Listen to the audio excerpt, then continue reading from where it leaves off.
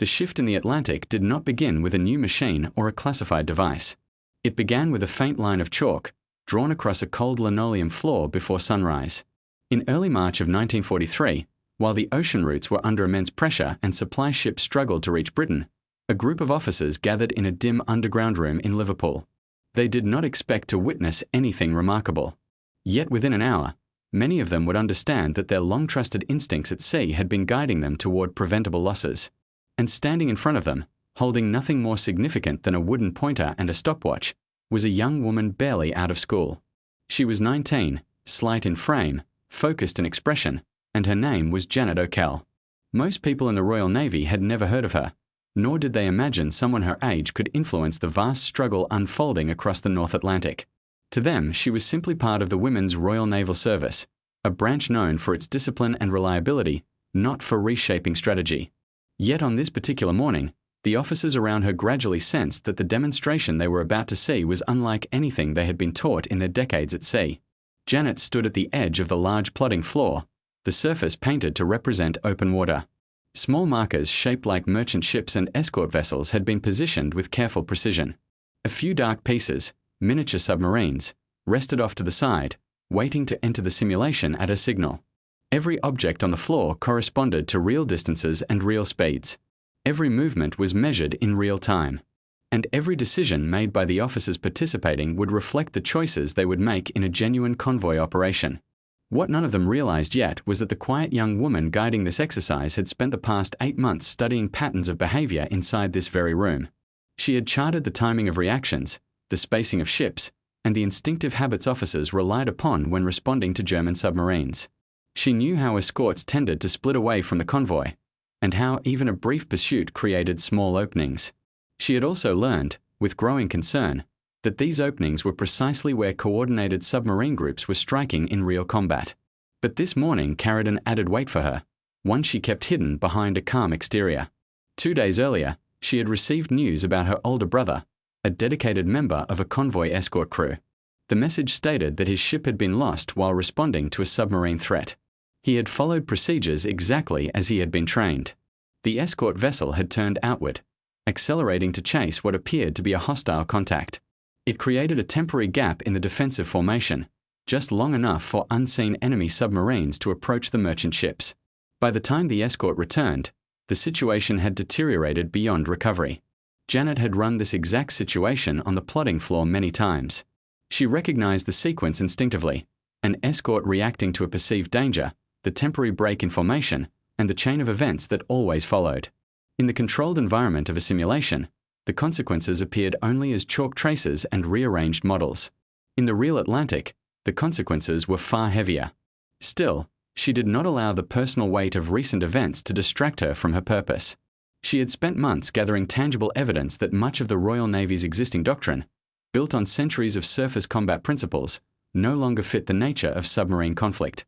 She knew she needed to show this clearly, not through a written memo or a theoretical argument, but through a demonstration so direct and undeniable that not even the most seasoned officer could dismiss it.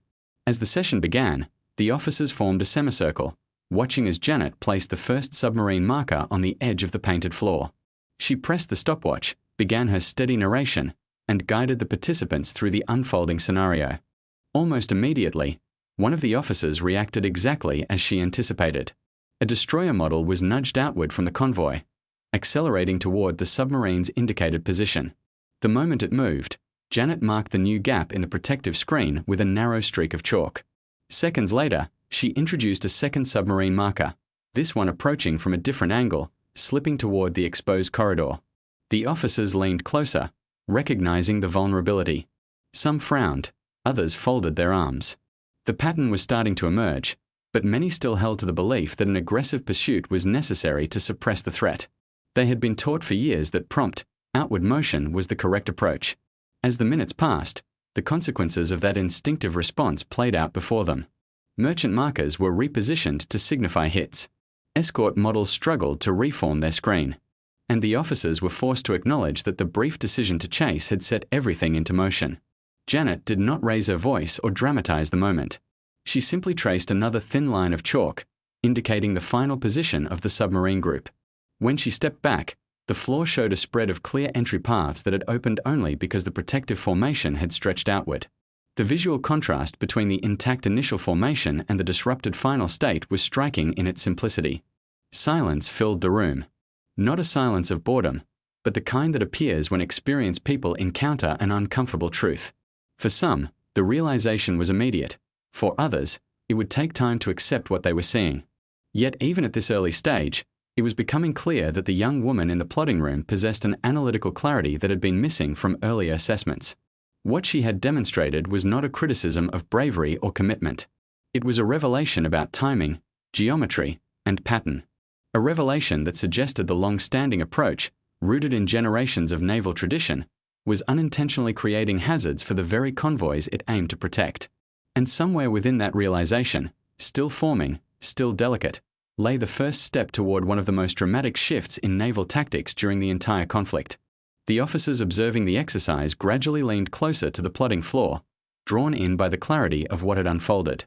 Some of them had spent decades navigating the complexities of ocean warfare, weathering unpredictable seas and making decisions under pressure that shaped the survival of entire convoys. Yet here, in a quiet underground room far from the Atlantic, they were seeing patterns that had never been explained so plainly. Chalk lines and simple wooden markers were revealing hidden structures beneath the chaos, structures that were not intuitive to those trained to think in terms of surface engagements and bold maneuvers. Janet stepped back for a moment, giving the participants time to absorb the result. The room felt unusually still. Even the hum of the ventilation system seemed quieter. The officers had seen simulated losses before, but those had often been dismissed as hypothetical oddities or oversimplified scenarios. This demonstration, however, did not feel hypothetical. It mirrored situations many of them had experienced during their real escort missions, moments when they believed decisive outward motion was the right choice. Yet now they were witnessing the subtle consequences that decision created. One officer finally broke the silence. He asked whether a more aggressive counterattack might have prevented the infiltration. Janet responded in her calm, methodical manner, repositioning the escort marker to show how a deeper chase would widen the gap even further.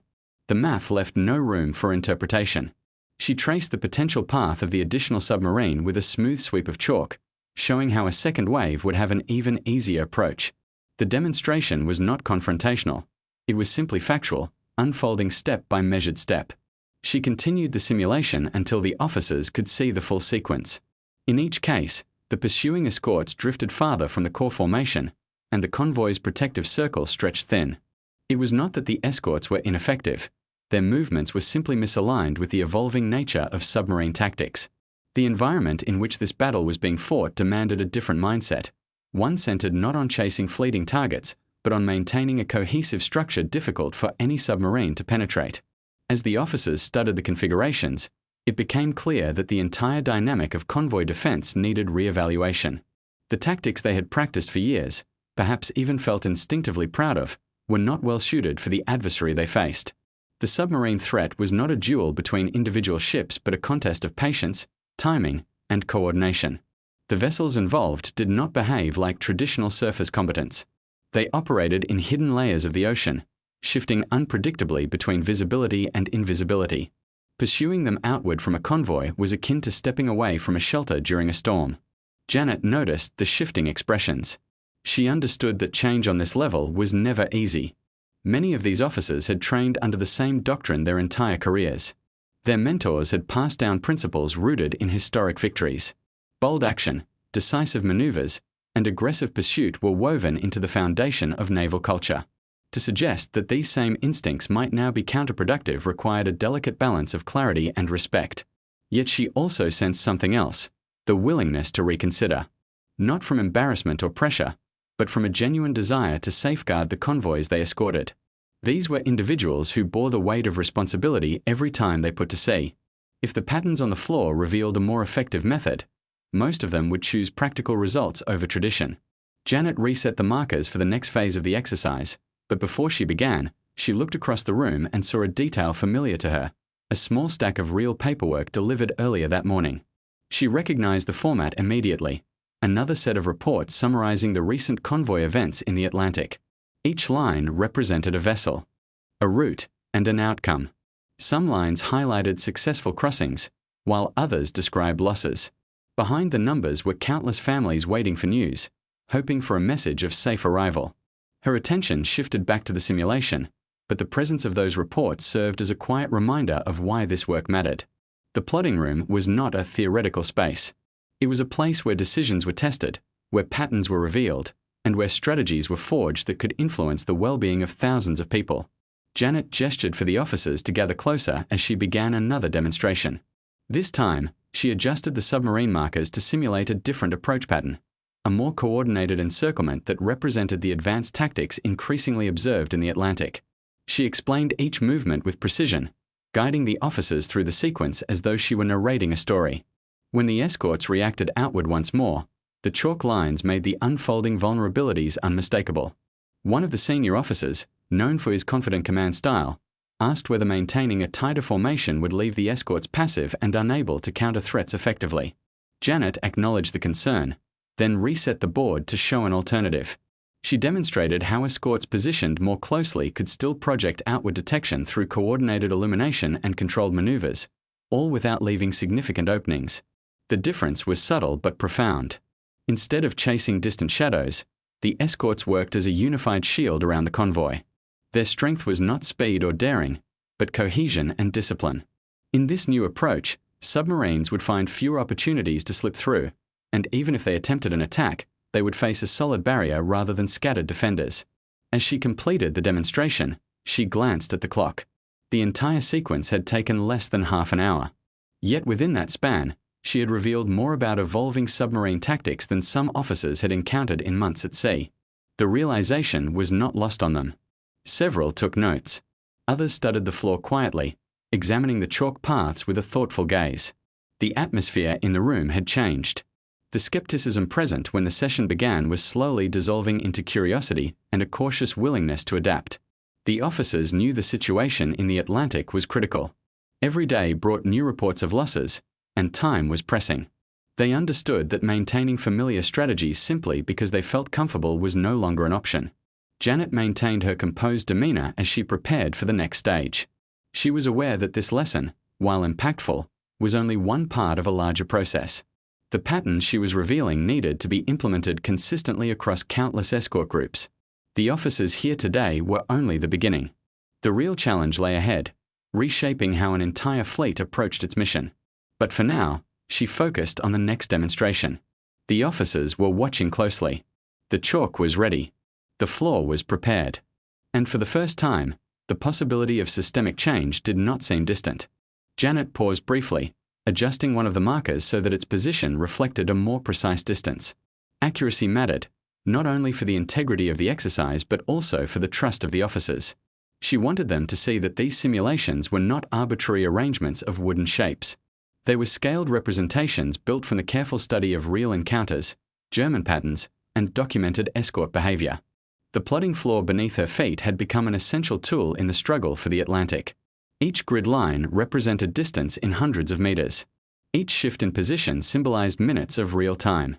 Those who stepped into the room often found themselves surprised by how quickly the abstract pieces took on a life of their own, creating scenarios that felt uncomfortably familiar. As she continued the demonstration, Janet shifted into a second scenario, one that illustrated a different type of submarine approach. The officers watched as she placed multiple submarine markers around the convoy perimeter, each positioned just outside the escort's standard detection range. Slowly, she began to advance them, timing their movement with the rhythm of the stopwatch. Her voice remained even and steady as she described how coordinated submarine groups often use the cover of limited visibility to synchronously adjust their positions. The officers leaned forward as the pattern emerged.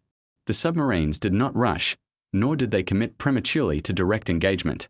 Instead, they drifted like distant signals waiting for a structural weakness to appear. Janet highlighted how this behavior aligned with documented German strategies: patient observation, coordinated timing, and reliance on predictable escort responses. When the first escort detected a submarine and shifted outward to investigate, Janet placed a chalk mark on the floor. She then traced a faint arc backward, demonstrating how the movement tugged at the edge of the formation. The effect was small, but measurable. The officers recognized the subtle distortion in the defensive circle. Moments later, she introduced a second movement. Another escort widened its path in reaction to a separate detection. The defensive line now had two shallow curves, both distinct and both opening narrow corridors. Through these newly formed passages, the submarine markers glided inward. It was almost hypnotic to watch. The officers observed the faint chalk arcs that represented escort movements and the dark submarine pieces that exploited the resulting paths. Janet continued the sequence until the convoy interior was reached. She then carefully placed several merchant markers to indicate their vulnerabilities. The officers understood immediately. They had witnessed this same pattern in reports, instances where isolated vessels fell out of communication range or where sudden losses occurred before escorts could return to their rightful positions. Her role in this moment did not involve assigning fault or placing blame. Instead, she illuminated the space between intention and outcome. The escorts believed they were protecting the convoy by attempting to neutralize visible dangers. In reality, their movements were creating underlying vulnerabilities. The realization settled across the room with a weight that felt both sobering and clarifying. Janet stepped back from the floor. Her attention drifted to the officers standing before her, their faces marked by concentration. They were beginning to grasp the fundamental shift required. The old philosophy of direct pursuit was rooted in a form of combat that no longer defined the Atlantic. Submarine warfare demanded a strategy built on anticipation, cohesion, and discipline, qualities that did not always align with instinctive action. One officer raised his hand. He asked whether this new understanding meant they were to abandon pursuit altogether.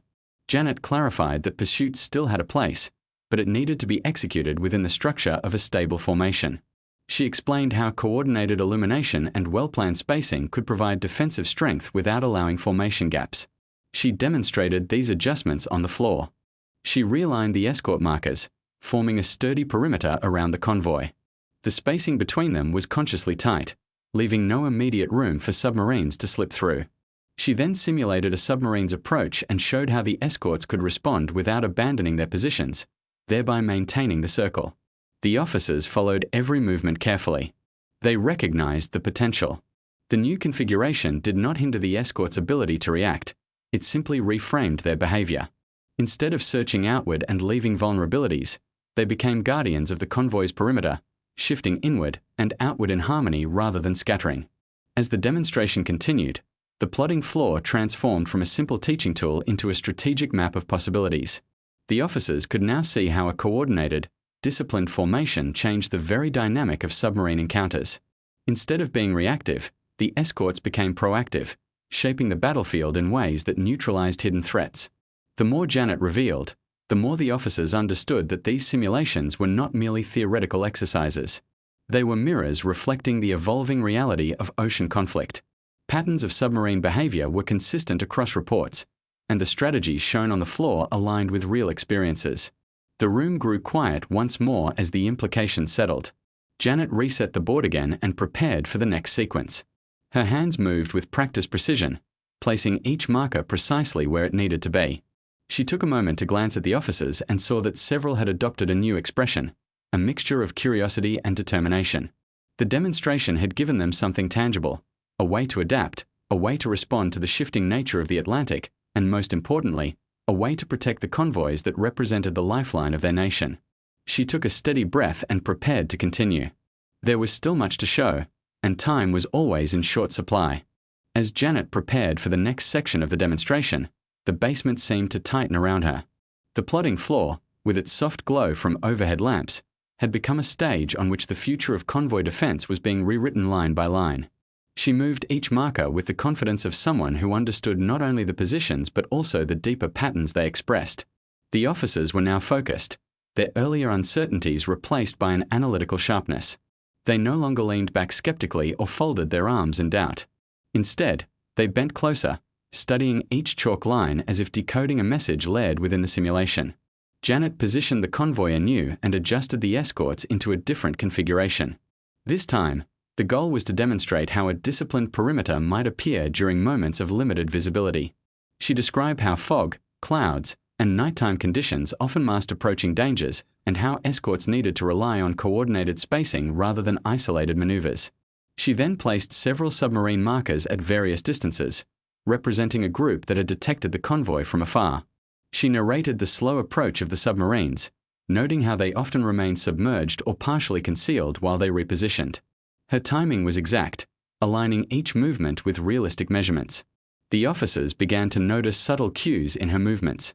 They observed how submarines operating as a group waited for precise alignments before committing to an approach. They understood that the escort's outward movement, even if slight, could create opportunities for these groups. The layering of submarine behavior and escort responses became increasingly visible. Janet paused, then shifted to illustrate the value of timing within the defensive circle. She showed how escorts could maintain a steady inward focus while still projecting controlled outward detection patterns. She highlighted the advantage of unified response over instinctive pursuit. As the simulation progressed, the officers began to see the advantages of coordinated spacing. The escort formation remained intact, with symmetrical coverage that limited submarine infiltration points. One officer asked whether this pattern had been recorded in actual reports. Janet nodded and pointed to documented instances where cohesive escort structures forced submarines to abandon their plans. The tactic required discipline and an understanding of how even minor adjustments influenced the entire formation. The officers took note, recognizing that the method required precise coordination. Janet then demonstrated how escorts could use illumination strategically. She placed small markers to represent flares and signal bursts, creating a network of bright points around the convoy. These controlled bursts revealed approaching threats without prompting escorts to leave their positions. The room watched as the illumination created shifting fields that discouraged submarine movement. The officers saw how the escorts could maintain a robust presence without chasing distant signals. The clarity of the demonstration brought a sense of order to what had often felt like unpredictable encounters. Janet continued to refine the sequence, showing how quick, coordinated bursts of action replaced the old pattern of drawn-out pursuits. The chalk lines began to form a clear pattern, presenting an organized picture of escort behavior. The officers observed how small, synchronized movements could control the surrounding environment, narrowing the submarine's paths and making infiltration increasingly difficult. As the scenario proceeded, Janet's narration remained calm. She explained how different weather conditions and convoy speeds affected the timing of submarine approaches. The officers gained insight into how their decisions influenced the structure of the convoy. Several of them began to form questions about specific maneuvers, each seeking clarity on how to apply this understanding at sea. Janet answered each inquiry with precision. She showed how escorts could respond to sonar detections without overextending. She illustrated how subtle adjustments to formation spacing could change the flow of an encounter entirely. She emphasized that uniformity and timing were crucial. Her explanations revealed the heart of the matter. Submarine warfare was a contest of structure rather than brute force. Convoy defense needed to evolve into a solution that relied on coordinated geometry. The wooden markers and chalk lines on the floor had become tools for understanding this deeper dynamic. The officers absorbed the lesson with growing conviction. They recognized the potential for these strategies to redefine their approach. A sense of progress filled the room. What had begun as skepticism was slowly becoming belief. Janet concluded the segment by resetting the markers once more. The floor was cleared, the chalk wiped away, leaving a blank canvas for the next phase. The officers waited, eager to see how the next demonstration would unfold. The atmosphere had changed. The plotting room no longer felt like a place for ordinary exercises. It had transformed into a space where ideas, patterns, and strategies converged to shape a new understanding of convoy defense. Janet stood ready, prepared to continue guiding them into this new perspective. She began the next phase of the demonstration by setting up a scenario designed to reveal how escort formations behaved under different spacing conditions. The officers watched as she arranged the markers into a tighter structure, then gradually widened the distances between the vessels. She explained how subtle variations in alignment could influence the entire defensive network. Janet positioned several submarine markers at various angles from the convoy and simulated a coordinated approach. She used the stopwatch to synchronize the movements of the submarines with the escort's responses, demonstrating how timing determined the outcome of these encounters. One of the officers leaned closer, his eyes fixed on the chalk lines forming between the markers. He understood that the simulation was more than a controlled exercise. It mirrored the unpredictable behaviors officers encountered at sea. He knew that the Atlantic presented unexpected challenges that forced commanders to rely on instinct. Yet he also recognized that instincts alone were no longer sufficient. As the simulation continued, other officers joined in with comments and observations.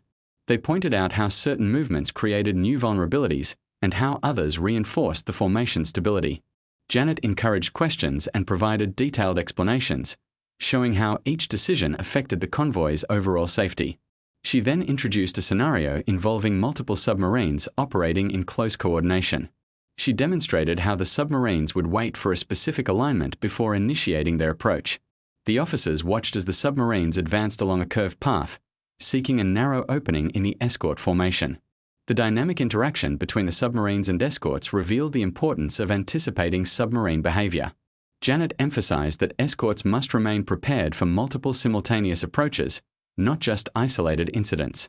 She pointed to the patterns emerging on the plotting floor, where the chalk lines revealed how coordinated submarine movements could find openings in the formation. Several officers noted the effectiveness of the tight defensive structure in preventing submarines from reaching the merchant vessels. They saw how a unified escort formation created fewer opportunities for infiltration. Janet expanded on this point, explaining how the escort's coordinated movements could limit the submarine's ability to approach undetected. She also explained how different convoy speeds influence the behavior of both the escorts and submarines. The officers began to understand how minor adjustments to speed and formation density could change the overall dynamic of an encounter. The chalk lines became a visual representation of these adjustments. Janet reset the markers and introduced another scenario focused on the escort's use of controlled radar sweeps and signaling. She demonstrated how precise positioning allowed escorts to identify submarine approach patterns without leaving the formation. She explained that this technique required consistent communication between the escorts and a clear understanding of each vessel's position. The officers observed how the controlled radar sweeps created shifting fields that revealed potential submarine positions. They saw how the escort's synchronized movements created an organized defensive circle around the convoy. Janet emphasized the importance of timing and coordination in maintaining the formation's integrity. She then shifted the simulation to demonstrate how escorts could adjust their positions to respond to environmental conditions. She showed how changing weather patterns influenced the visibility of submarine movements and how escorts could compensate for these changes. The officers noted how the formation naturally adjusted to compensate for reduced visibility, maintaining a unified perimeter.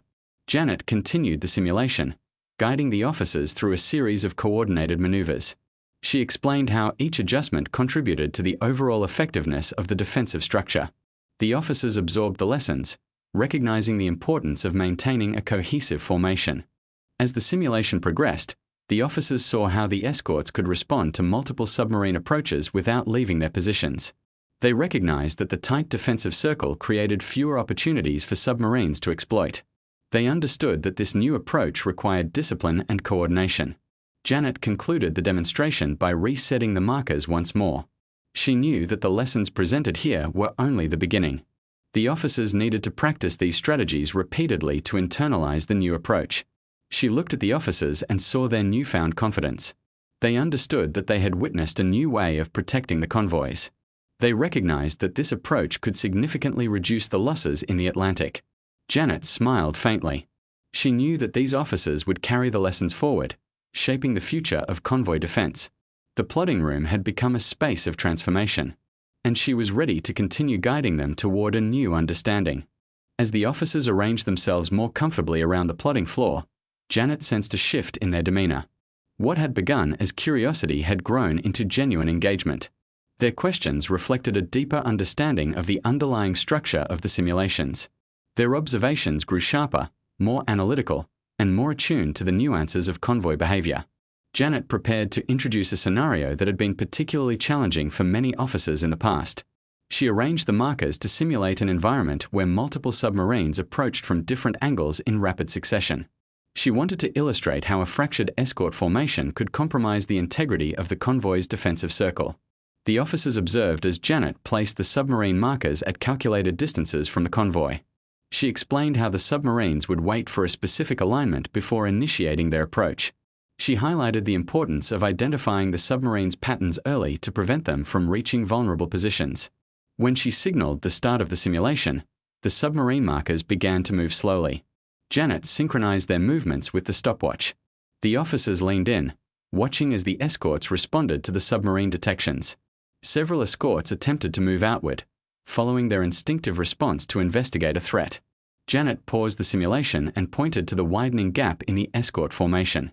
She then traced a chalk line that showed how a submarine could exploit this opening.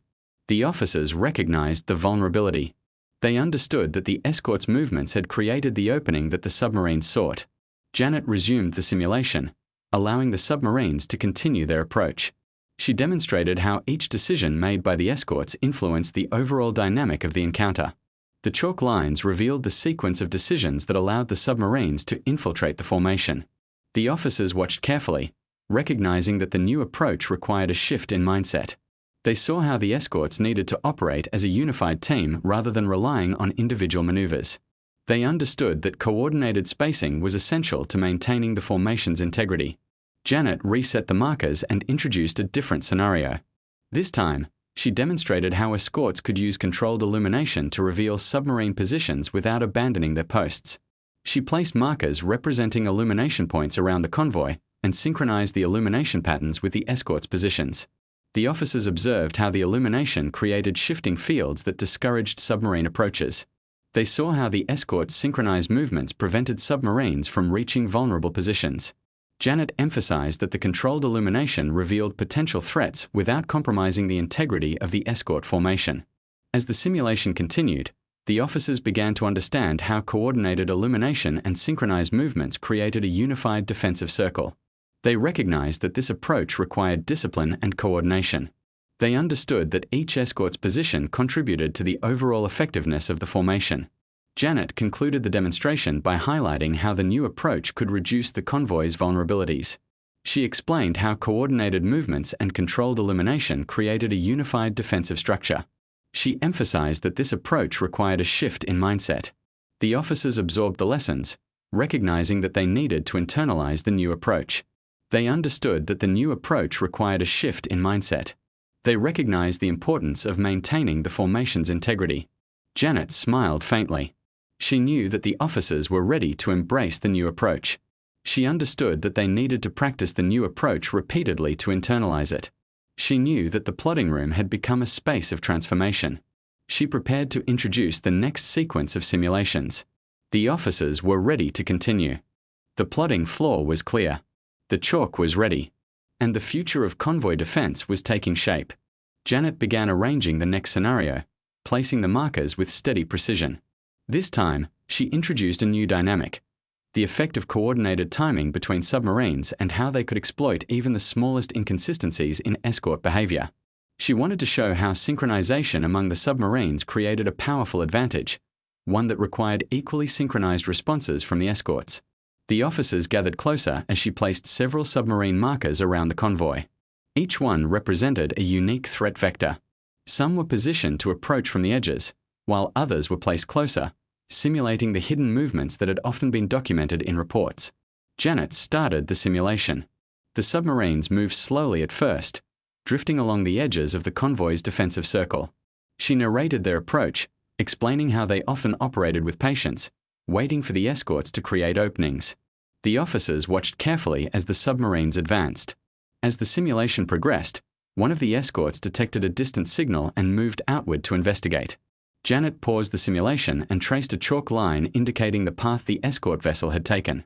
She then highlighted how the movement created a small opening in the formation. Another escort responded to a separate detection, widening the opening even more.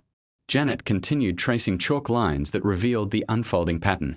She explained how the combined movements of the escorts created a vulnerability that the submarines could exploit. The officers recognized the pattern. They understood that the escort's instinctive responses created a chain of events that compromised the formation. They saw how the submarines used coordinated movements to approach the convoy. Janet resumed the simulation. The submarines advanced along the chalk-marked paths. She explained how the submarines communicated with one another to synchronize their movements. The officers watched as the submarines exploited the opening and moved closer to the convoy. Janet paused the simulation once more and asked the officers to consider alternative actions. She demonstrated how the escorts could respond to the submarine detections while maintaining their positions within the formation. She illustrated how synchronized movements and coordinated illumination could reinforce the defense. The officers observed how the escorts could maintain the integrity of the formation. They recognized that the new approach required discipline and clear communication. They understood that coordinated movements created a unified defensive structure that limited the submarine's opportunities. Janet continued the simulation, guiding the officers through a series of coordinated maneuvers. She explained how the escort's synchronized movements created a unified defensive circle. She emphasized the importance of timing and coordination in maintaining the formation's integrity. The officers absorbed the lessons, recognizing that the new approach required a shift in mindset. They understood that the defensive structure needed to remain intact, even when facing multiple submarine approaches. They understood that coordinated illumination and synchronized movements created an organized defensive network.